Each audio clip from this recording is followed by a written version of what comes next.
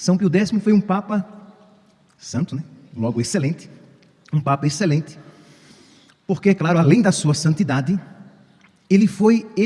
nós poderíamos dizer que foi um Papa completo, porque ele era pastor, ele era teólogo, isto é, ele tinha capacidade teológica, e ele era santo. Ele foi pároco, ele foi bispo, ele foi cardeal, ele foi papa. Então, ele pôde ver a igreja numa maior amplitude, no seu todo. E foi um homem valente que, quando eu comecei a reflexão, né, a preparar a homilia de hoje, me veio logo à mente, de imediato, uma passagem da carta aos Gálatas, capítulo 1, versículo 10. Se eu quisesse agradar os homens, eu não seria servo de Cristo.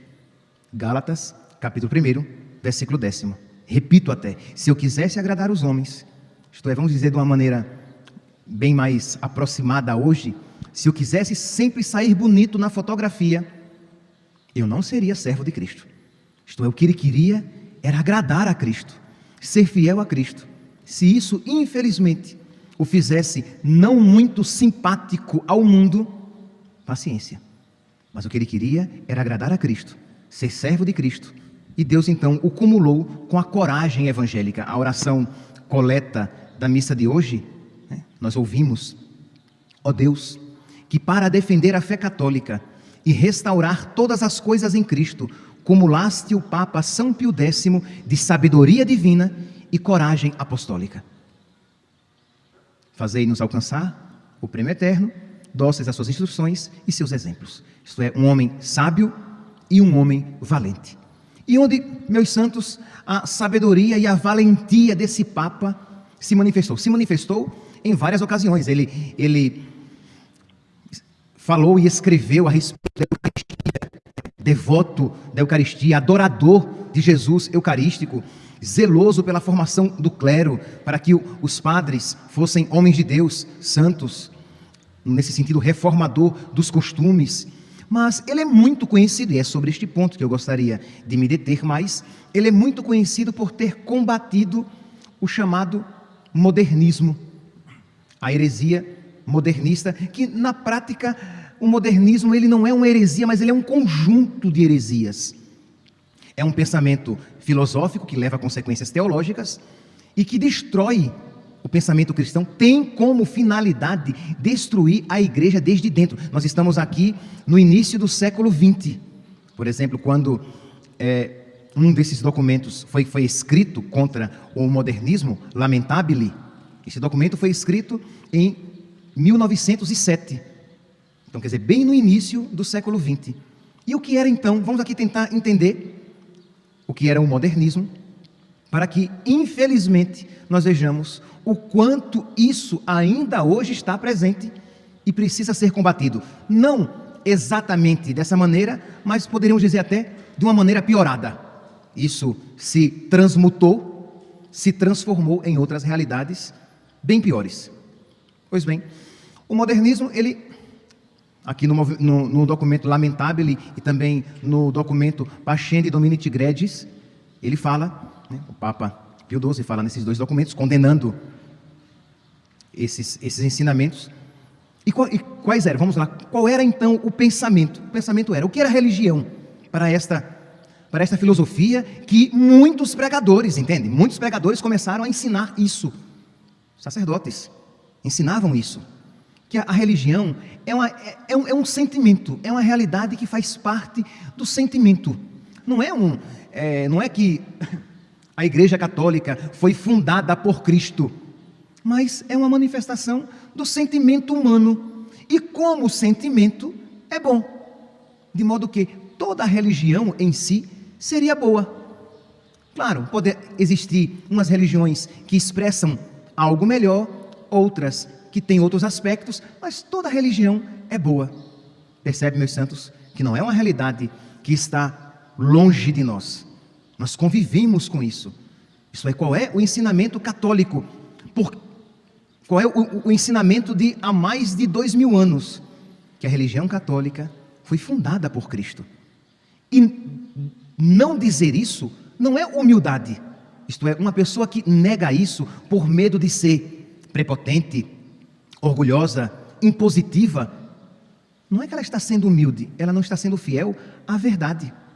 Porque se Jesus Cristo fundou a religião católica, a Igreja Católica, nós temos o dever disso, o dever de caridade, de isso ensinar. Por quê? Porque então ela é única entre todas as religiões. Porque ela é a única fundada pelo próprio Deus. Deus de verdade se fez homem, a segunda pessoa da Santíssima Trindade se fez homem e fundou uma igreja. Mas, para o modernismo, essa afirmação de Deus se fez homem é apenas uma realidade do meu afeto, do meu sentimento. Por quê? Porque o que é a fé? A fé é uma expressão indireta, imperfeita, para o modernismo. A fé é uma expressão indireta e imperfeita do sentimento religioso, da religião. Então quer dizer, eu sinto que Jesus é Deus, que Ele se encarnou, mas isso, dizem os modernistas, é apenas uma expressão subjetiva, imperfeita, né, dos seus afetos. Porque Jesus foi um homem extraordinário, mas nada além do que um homem. Era esse o pensamento do modernismo. Mas, ora, se eu digo que toda religião é boa e o que importa é ter uma religião, a consequência é essa. Então Jesus Cristo não tem nada de diferente. Mas se Jesus Cristo é o Filho de Deus, e se Ele fundou uma igreja, Ele é único e consequentemente a sua igreja é única na história. Então é uma realidade que se manifesta em cascata. Então vem o Papa Pio X e vem para afirmar a doutrina católica, doutrina que foi recebida por muitos na igreja com indiferença, resistência e má vontade, porque já então existiam muitos pregadores, teólogos e sacerdotes que não queriam ouvir a doutrina ensinada sempre pela igreja. E aqui, meus santos, vocês que estão aqui presentes, vocês que acompanham pelas redes sociais, infelizmente vocês sabem que essa realidade não está tão distante, infelizmente não está distante, né? Tiremos as máscaras e demos nomes aos bois. Essa realidade está bem presente, infelizmente, de pregadores, teólogos, sacerdotes, que não creem e que isso ensinam. Ora, se Jesus Cristo não é Deus, se a igreja não foi fundada por Ele e essa igreja é fruto apenas dos homens, se é assim, os sacramentos, diziam os modernistas, os sacramentos são também símbolos. É uma maneira de subjetivamente entrar em contato com o divino, com o espiritual, com esta grande energia a que chamamos Deus. Isso diziam os modernistas. Então não é que na Eucaristia estivesse presente Jesus, não, Jesus mesmo, corpo, sangue, alma e divindade. Não, é Jesus para mim, vai dizer um modernista. Para o católico é Jesus, mas não é que seja Jesus de fato. O modernista vai dizer, não é que ali no sacrário esteja alguém, uma pessoa viva. Não é que no altar Deus vivo e verdadeiro se faça presente. Não, é apenas um símbolo. Não, não é um símbolo.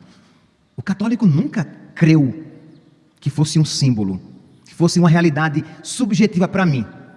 Ora, isso aqui é um microfone, e não é um microfone para mim. Não, isso aqui é um microfone. Pode ser que uma pessoa que nunca tenha visto um microfone não o reconheça como tal, mas é um microfone. Isso aqui é um relógio de pulso. Pode ser que uma pessoa que nunca viu um relógio de pulso não saiba que isso seja um relógio de pulso, mas é um relógio de pulso. A Eucaristia é o corpo de Cristo. Os que não creem não conseguem chegar a esta verdade, mas o limite está naquele que não crê, não na realidade crida. É o corpo de Cristo. Consequentemente, a Sagrada Escritura, ela é, vamos aqui pegar até aqui na Lamentável, para que vocês ouçam mesmo, né? O documento dizendo, número 14 da Lamentável, em muitas narrativas, os evangelhos não narram tanto o que é verdade, mas o que julgaram ser mais proveitoso para os leitores, embora falso. Isto é, na Escritura, não está o que é verdadeiro, mas o que era necessário ser dito naquela época. Mas aquilo não era verdadeiro. Então é claro, para o modernista, para o católico que lê, o meu corpo é verdadeiramente comida, o meu sangue é verdadeiramente bebida. O católico diz, nossa, então é verdade mesmo, é o corpo de Cristo. O modernista vai dizer, gente, escreveram isso, mas não é que Jesus Cristo disse isso. Entende? As consequências danosas na nossa vida espiritual. E isso era ensinado. Continua aqui. Os evangelhos foram, número 15, no documento Lamentabile. Os evangelhos foram aumentados com adições e correções continuadas até a definitiva constituição do cânon. Neles sobrou apenas um vestígio tênue e incerto da doutrina de Jesus. Isto eles diziam. Quer dizer, ali, quando você pega a Bíblia, não é mais palavra de Deus, ali tem um vestígio tênue, bem liquefeito e incerto do que Jesus Cristo disse. Então é claro que ninguém vai se pautar pela palavra de Deus, e nem se pautar pela palavra de Deus escrita ou pela palavra de Deus transmitida, porque para um modernista, aquilo que aquele homem que não era Deus falou, já se perdeu na história. Quer dizer, o negócio vai piorando cada vez mais, né? Porque ele já não era Deus. E o que ele falou, nós não temos mais acesso. Quer dizer, e isso então vai gerando um sentimento de insegurança e de relatividade, de relativismo. Então quer dizer, tanto faz o que você acredita, tanto faz o que você ensina, porque isso é para você, para mim não é assim. Isso é pecado para você, isso não é para mim. Mamãe, você acredita nisso? Ah, mas isso mudou. Hoje em dia, a igreja já não ensina mais isso. Eu ouvi o padre dizendo algo diferente. Por quê? Porque o modernista dizia que as verdades, os dogmas, devem ser mutáveis. A igreja deve ser mutável. Ela deve se adaptar ao mundo. E por adaptar-se ao mundo, entenda, ela deve se converter à mentalidade do mundo. E não o mundo se converter à mentalidade de Cristo. Então, quando o modernista diz que a igreja tem que se adaptar, que hoje não se pode crer, mas hoje não se pode crer no que se cria, no que se acreditava outrora, ele está dizendo o quê? Que a igreja tem que mudar os seus ensinamentos. Por quê? Porque não existe verdade. A verdade é uma realidade humana. É uma realidade que vai se transformando com a história. Então, é compreensível quando alguém diz assim, mas ainda é pecado ser homossexual? Porque eu ouvi dizer, mas como assim ainda é pecado? Seria o mesmo que eu dissesse, ainda se chama, isso aqui ainda é mão? Mas isso aqui vai ser uma mão sempre, enquanto eu estiver vivo, é a minha mão. Depois que eu estiver morto, é a mão de um cadáver, de um defunto. E depois que eu poderia tudo bem, serão os restos mortais. Quer dizer, o ser é. Então, isso continua sendo verdade. Existem realidades imutáveis na igreja. E existem valores inegociáveis que fazem parte do ensinamento de Cristo e da constituição da igreja.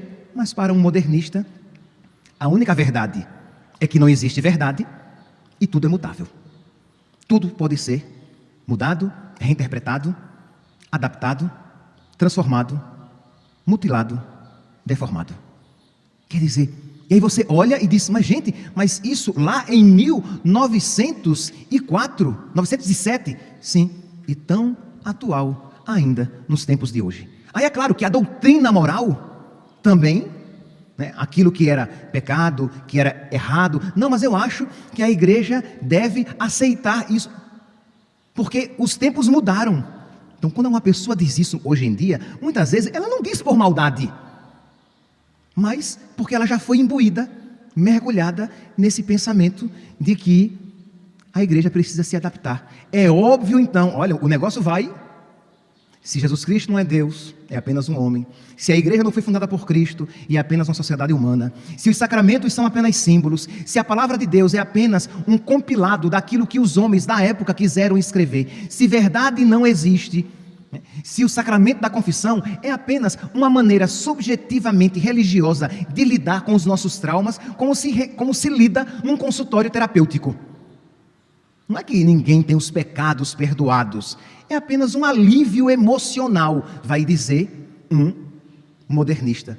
Aí é claro também que o sacerdote, porque se Jesus era um homem extraordinário, mas apenas um homem, é claro que o padre é apenas um funcionário da igreja, e não um homem que carrega em si um mistério, um homem que carrega a santidade de Deus, um homem transformado.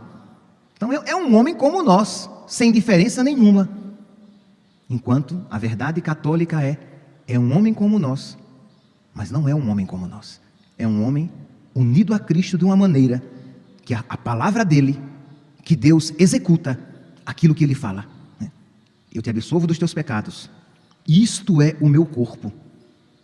Por esta santa unção, quer dizer, quando o sacerdote realiza esses atos, Deus te abençoe.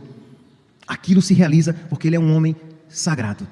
Mas compreende, meus santos, que isso tudo ali florescendo, e este Papa, este homem valente, lutando para permanecer e para transmitir, para recebendo a verdade, o conteúdo, o depósito da fé que ele recebeu, transmitir para as gerações futuras.